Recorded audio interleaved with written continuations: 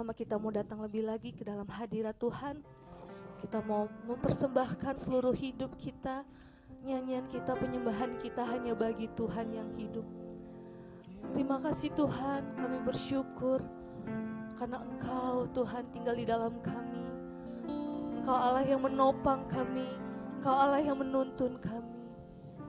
Dan pada siang hari ini Tuhan, kami mau memberikan seluruh hidup kami, nyanyian kami hanya bagi-Mu Tuhan. Terima kasih Tuhan. Haleluya. Mari sama-sama kita mau katakan, ku bawa kepadamu. Ku bawa kepadamu, oh Tuhan, persembahanku ini. Ku ingin Engkau menerima korban syukurku melalui pujian. Lebih sungguh lagi katakan, ku bawa kepadamu, oh Tuhan,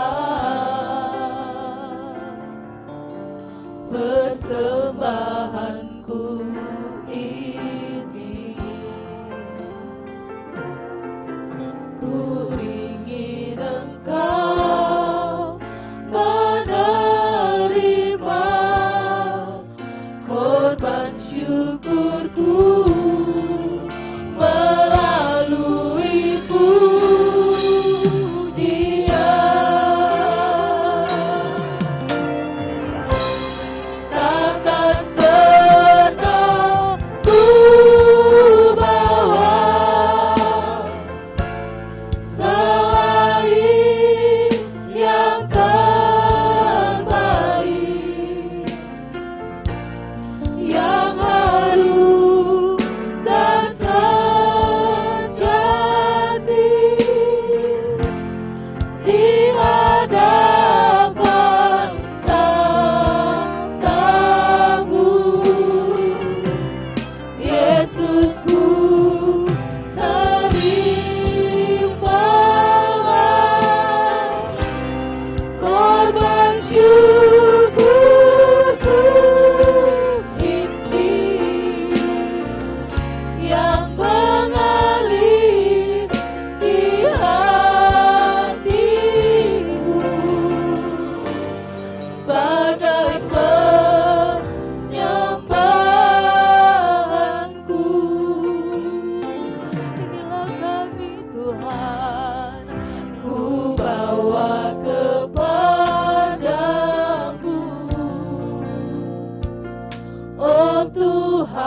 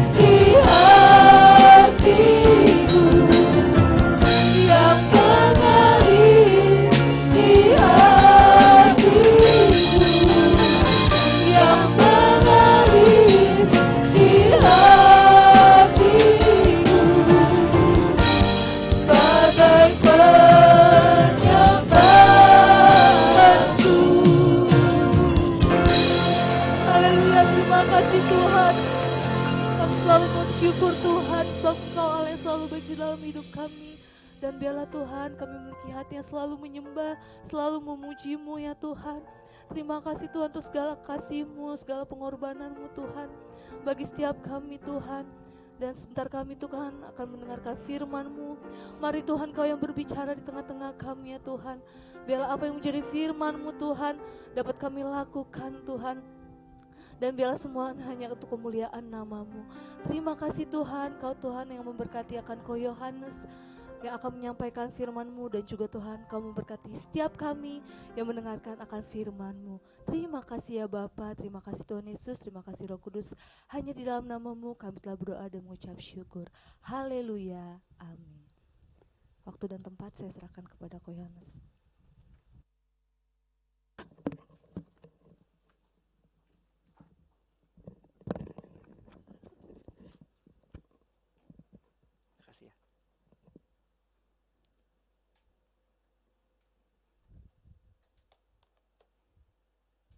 Shalom saudara. Saudara merasa diberkati Tuhan pada siang hari ini? Amin. Ya saudara, siang hari ini kita akan membahas firman Tuhan yang mengenai God who answers the prayer. Atau artinya Tuhan yang menjawab doa. Nah, siapa ada saudara di sini yang belum pernah berdoa? Nggak ada ya, pasti semua kita pernah berdoa. Siapa yang pernah saudara doa terus dijawab sama Tuhan? Bisa angkat tangannya saudara?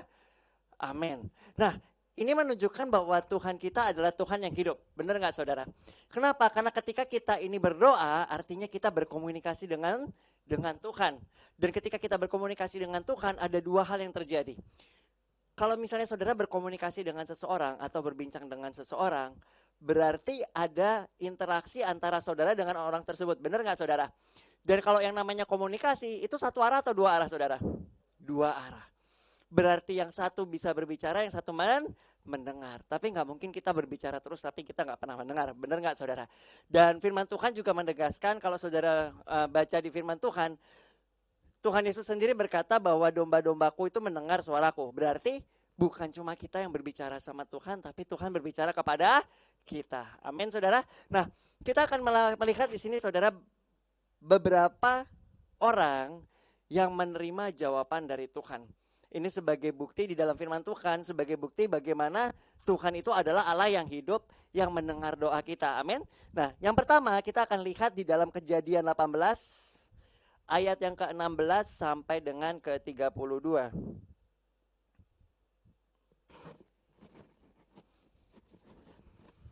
Ini berbicara mengenai interaksi atau doa, perbincangan antara Tuhan dengan Abraham. Nah, saudara bisa lihat di sini, waktu itu Tuhan ini mempunyai rencana untuk menghancurkan Sodom dan Gomora. Nah, kita akan lihat bagaimana doa ini merupakan sebuah interaksi di mana gak hanya kita bisa meminta, tapi Tuhan juga bisa berbicara kepada kita. Di sini kita lihat, saudara lihat 16 di Kejadian 18.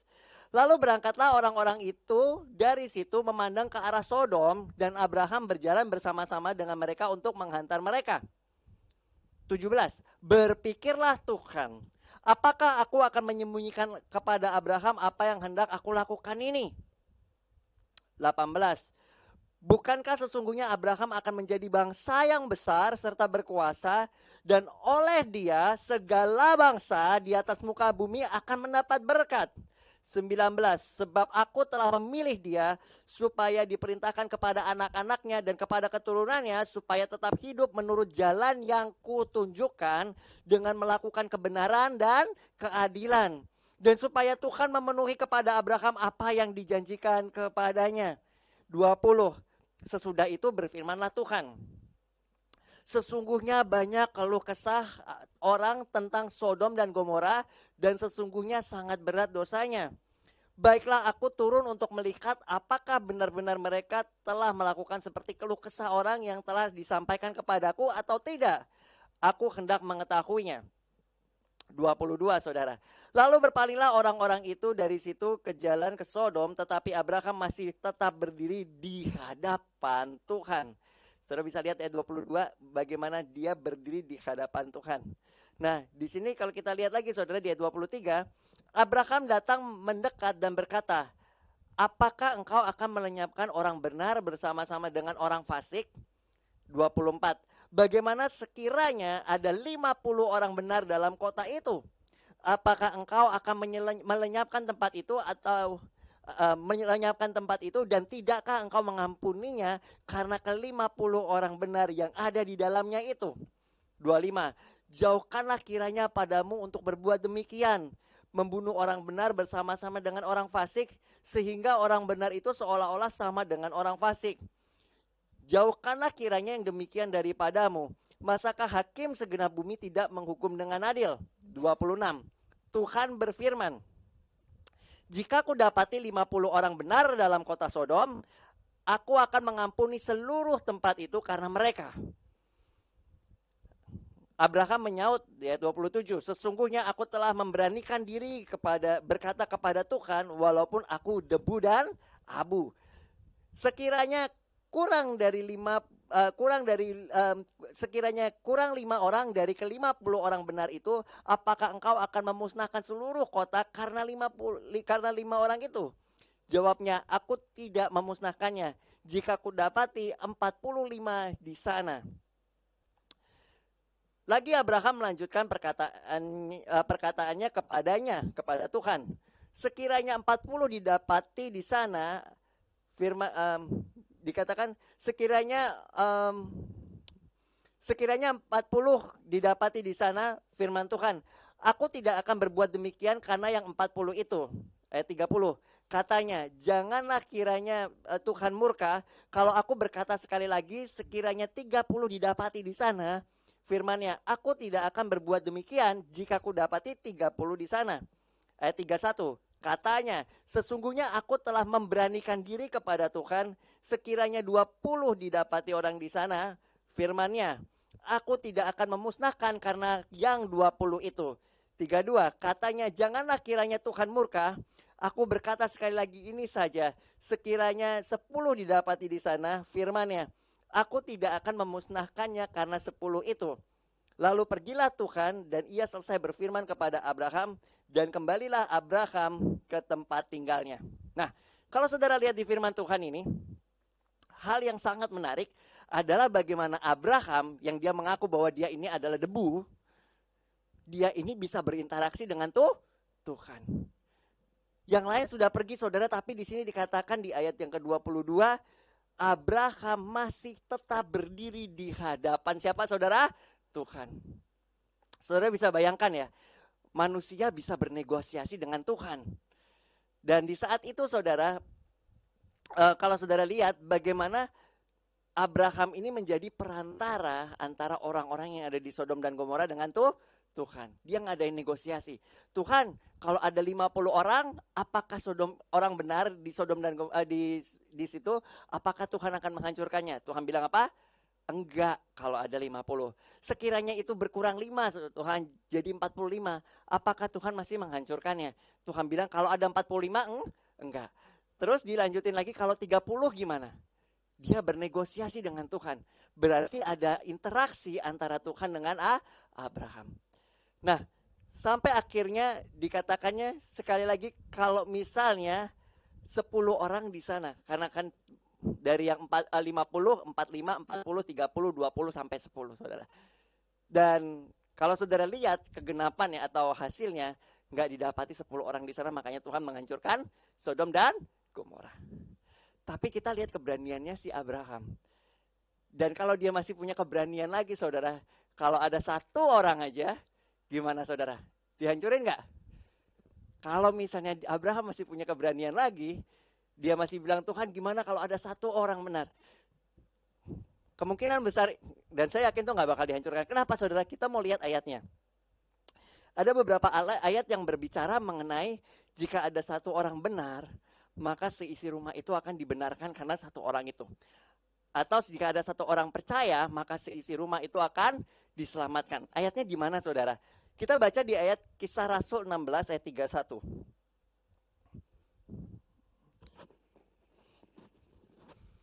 Kisah Rasul 16 ayat 31. Di sini berkata seperti ini. Jawab mereka, percayalah kepada Tuhan Yesus Kristus dan engkau akan selamat. Engkau dan seisi rumahmu. Yang percaya engkau 1 orang, tetapi seisi rumah itu diselamatkan. Yang kedua saudara, kita akan lihat di dalam 1 Korintus 7 ayat 14.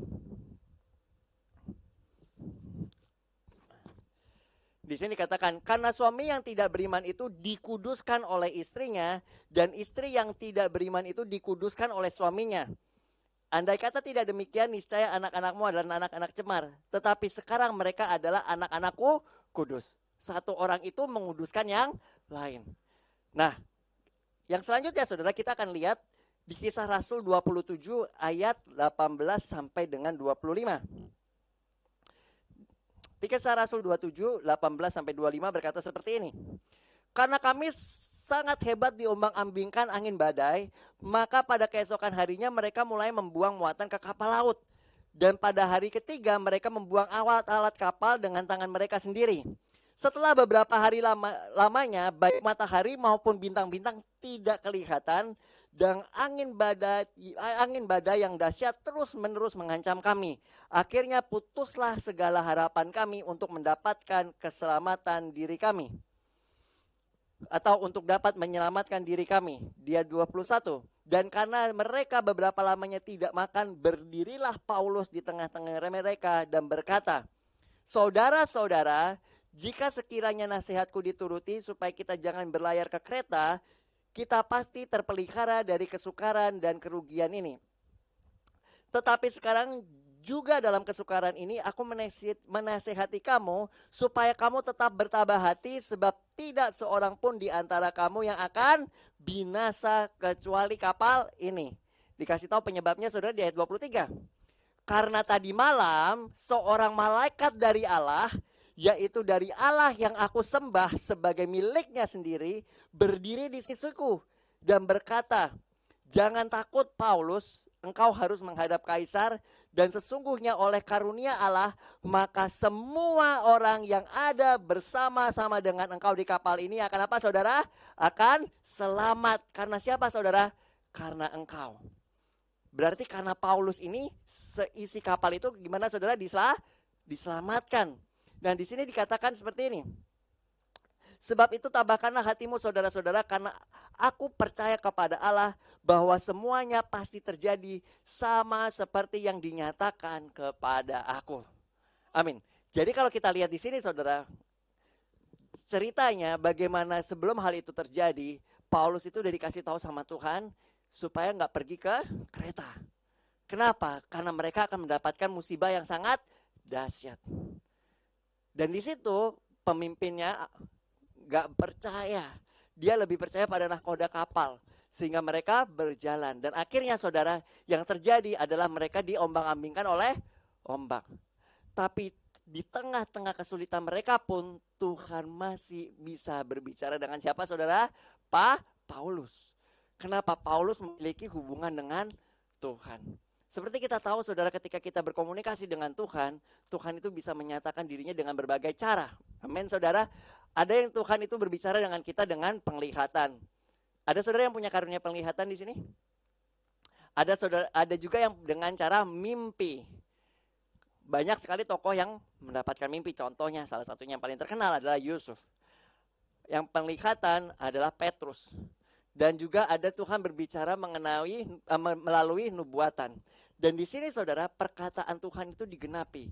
Nah, hal yang paling menarik yang dikatakan di sini di ayat ke-22, di sini dikatakan 23, karena tadi malam seorang malaikat dari Allah, yaitu dari Allah yang kusembah sebagai miliknya, berdiri di sisiku dan berkata, jangan takut Paulus, engkau harus menghadap kaisar, dan sesungguhnya oleh karena karunia Allah, maka semua orang yang ada bersama-sama dengan engkau di kapal ini akan apa saudara? Selamat.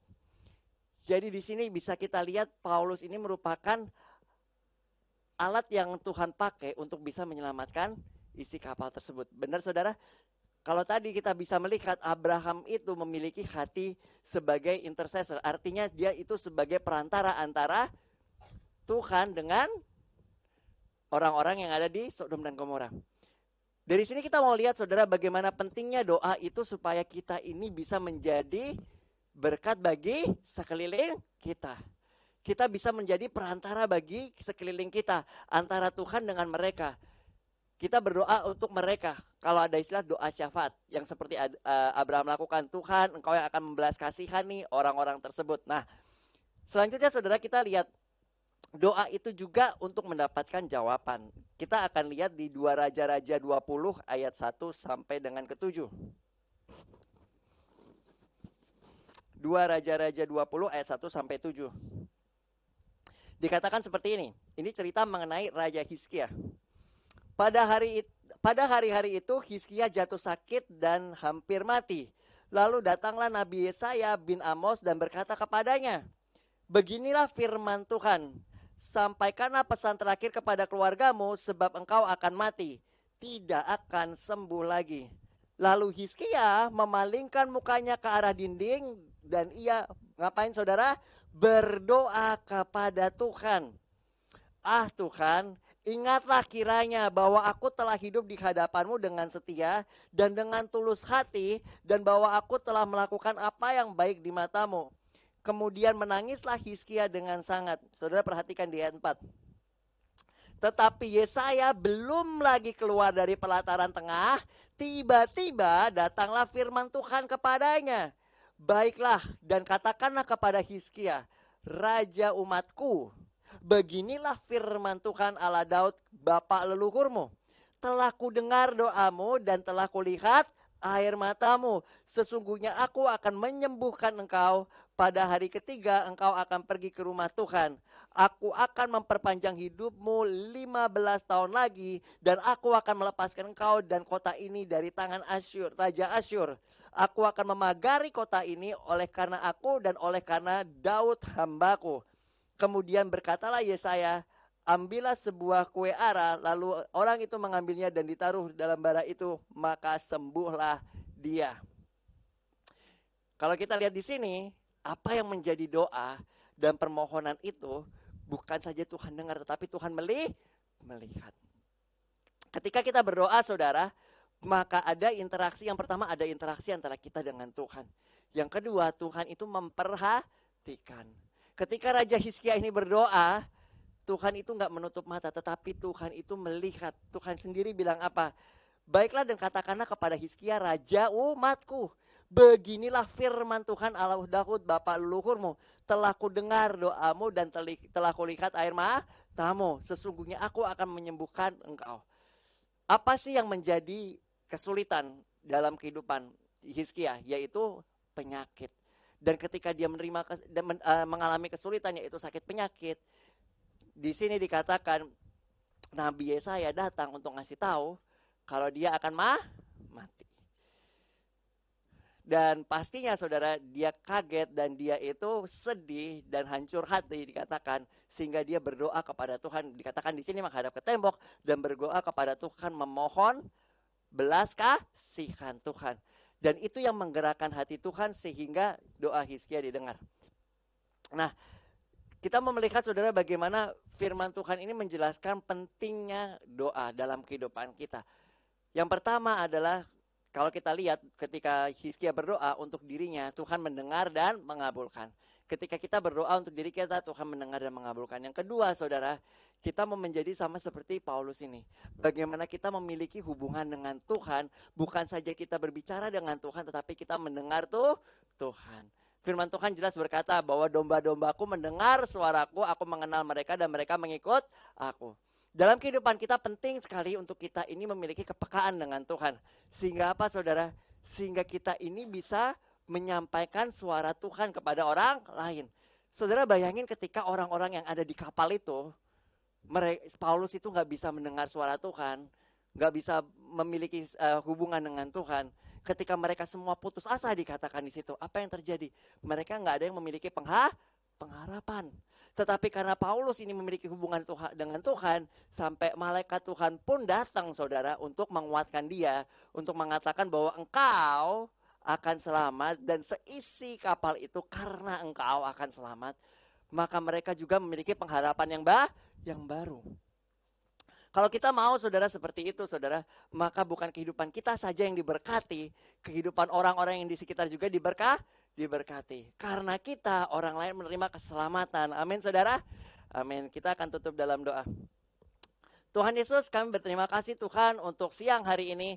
Kami bersyukur Tuhan untuk firman-Mu yang menguatkan kami Tuhan. Firman-Mu yang meneguhkan kami, yang mengajar kami Tuhan, yang menuntun kami. Yang memberikan kami Tuhan pengharapan yang baru bahwa Engkau adalah Allah yang hidup Tuhan. Dan Engkau Allah yang mendengar setiap doa dan permohonan kami. Kami bersyukur Tuhan karena Engkau Tuhan yang memberikan kami peneguhan Tuhan. Bahwa Engkau yang melihat kami dan mendengarkan doa kami. Dan Engkau rindu Tuhan supaya kami juga bisa menjadi Tuhan alat keselamatan bagi orang lain Tuhan. Sama seperti Abraham Tuhan yang berdoa syafaat Tuhan. Kami juga mau Tuhan memiliki hati yang sama. Yang berdoa syafaat Tuhan untuk orang-orang yang ada di sekitar kami. Untuk lingkungan kami Tuhan. Baik di kantor Tuhan, baik di sekolah Tuhan.